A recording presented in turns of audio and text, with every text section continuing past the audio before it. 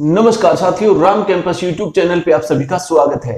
साथियों, भारत के प्राचीन इतिहास की श्रृंखला को आगे बढ़ाते हुए आज हम लोग बात करेंगे मौर्य साम्राज्य के बारे में। पिछले वीडियो में हम लोगों ने पढ़ा था मौर्य साम्राज्य के उद्भव के बारे में। एक व्यक्ति होते हैं चंद्रगुप्त मौर्य, जिन्होंने मौर्य साम्राज्य की स्थापना की। मौर्य साम्राज्य को स्थापित करने में चंद्रगुप्त मौर्य की सहायता करते हैं उनके गुरु चाणक्य।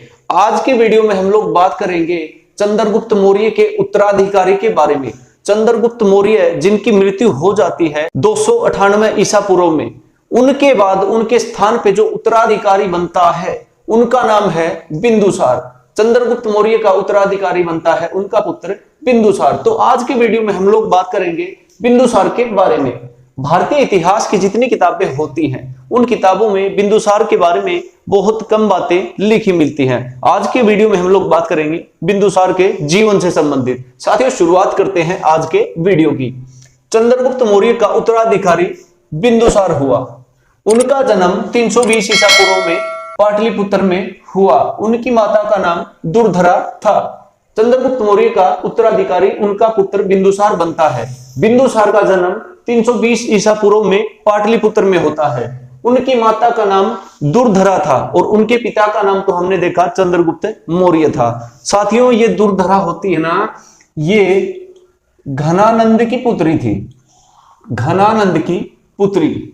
इससे पिछले वीडियो में हम लोगों ने देखा चंद्रगुप्त मौर्य और घनानंद के बीच में संघर्ष होता है। जो नंद वंश का शासक होता है, नंद वंश का अंतिम शासक होता है घनानंद, उसको हरा के चंद्रगुप्त मौर्य अपने मौर्य वंश की स्थापना करते हैं। घनानंद की पुत्री होती है दुर्धरा, जिसका विवाह चंद्रगुप्त मौर्य के साथ होता है। उन्हीं से उनको बिंदुसार नामक पुत्र की प्राप्ति होती है जो उनका उत्तराधिकारी बनता है। अगला क्वेश्चन देखें। अन्य नाम: अमित्रघात, सिंहसेन, भद्रसार, वीरसार। बिंदुसार को भारतीय इतिहास में अन्य नामों से भी जाना जाता है। वो नाम है अमित्रघात, सिंहसेन, भद्रसार और वीरसार। अमित्रघात का अर्थ होता है शत्रु विनाशक। कई बार एग्जाम्स के अंदर ऐसा क्वेश्चन भी पूछा जाता है कि इस शब्द का अर्थ क्या होता है। तो अमित्रघात का अर्थ होता है शत्रु विनाशक। डाइमेकस बिंदुसार के दरबार में आया, जिसे सीरियन नरेश एंटीओकस ने भेजा था। ऐसे क्वेश्चन साथियों कई बार एग्जाम्स में बनते हैं, कई बार एग्जाम्स में ऐसे क्वेश्चन देखने को मिलते हैं। डाइमेकस नामक एक यात्री रहता है, एक राजदूत होता है जो बिंदुसार के दरबार में आता है, जिसे सीरिया के राजा एंटीओकस द्वारा भेजा जाता है। डाइमेकस को मेगास्थनीज का उत्तराधिकारी माना जाता है। हम लोगों ने पिछले वीडियो में देखा मेगास्थनीज जो चंद्रगुप्त मौर्य के दरबार में आता है, जिसको सेल्यूकस निकेटर ने भेजा था, उसी का उत्तराधिकारी माना जाता है। डाइमेकस को मेगास्थनीज का उत्तराधिकारी माना जाता है। मिस्र के शासक टोलमी ने डायनीसियस को अपना राजदूत बनाकर बिंदुसार के दरबार में भेजा। पहले हमने देखा डाइमेकस को मेगास्थनीज का उत्तराधिकारी माना जाता है।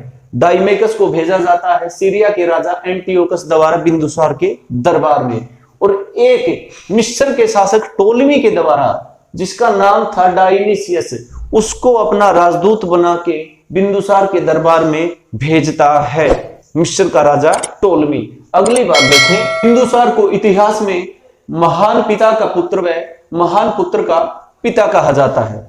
बिंदुसार को भारतीय इतिहास में एक पिता का पुत्र और एक पुत्र का पिता कहा जाता है। यानी कि एक महान पिता का पुत्र और एक महान पुत्र का पिता इनको कहा जाता है, क्योंकि बिंदुसार के पिता का नाम था चंद्रगुप्त मौर्य, जो भारत के पहले सम्राट के रूप में जाने जाते हैं। भारत के पहले सम्राट चंद्रगुप्त मौर्य, और बिंदुसार का पुत्र था, उसका नाम था अशोक, जिन्हें अशोक महान कहा जाता है, सम्राट अशोक। तो बिंदुसार को एक महान पिता का पुत्र और एक महान पुत्र का पिता कहा जाता है। तक्षशिला में विद्रोह बिंदुसार के शासनकाल में हुआ, जिसे अशोक ने दबाया। तक्षशिला में विद्रोह होता है जो बिंदुसार के शासनकाल में होता है। उसको दबाने के लिए, विद्रोह को दबाने के लिए बिंदुसार ने पहले सुसीम को भेजा, जो असफल रहा। तक्षशिला में विद्रोह होता है बिंदुसार के समय में, उसको दबाने के लिए बिंदुसार पहले अपने बड़े पुत्र सुसीम को भेजता है, जो विद्रोह को दबाने में असफल रहता है। सुसीम के बाद वहां पे अशोक जाता है। अशोक द्वारा इस विद्रोह को दबाया जाता है। बिंदुसार की मृत्यु 273 ईसा पूर्व में हुई। इनका जन्म हुआ था 320 ईसा पूर्व में पाटलिपुत्र में और इनकी मृत्यु होती है 273 ईसा पूर्व में। अगली बात देखें, बिंदुसार पिंगल वत्स नामक ब्राह्मण का शिष्य था जो आजीवक संप्रदाय से संबंधित थे। इससे पिछले की वीडियो में हमने देखा चंद्रगुप्त मौर्य जो जैन धर्म के अनुयायी थे, जो जैन धर्म को अपनाते हैं। जैनी गुरु भद्रबाहु से उन्होंने जैन धर्म की शिक्षा प्राप्त की। इस वीडियो में देखें, बिंदुसार पिंगल वत्स नामक ब्राह्मण का शिष्य था जो आजीवक संप्रदाय से संबंधित थे।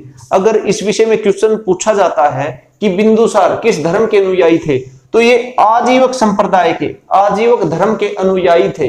इनके गुरु का नाम था पिंगल वत्स नामक ब्राह्मण के ये शिष्य बनते हैं। तो साथियों, इस वीडियो के माध्यम से हमने देखा बिंदुसार के जीवन से संबंधित घटनाओं के बारे में।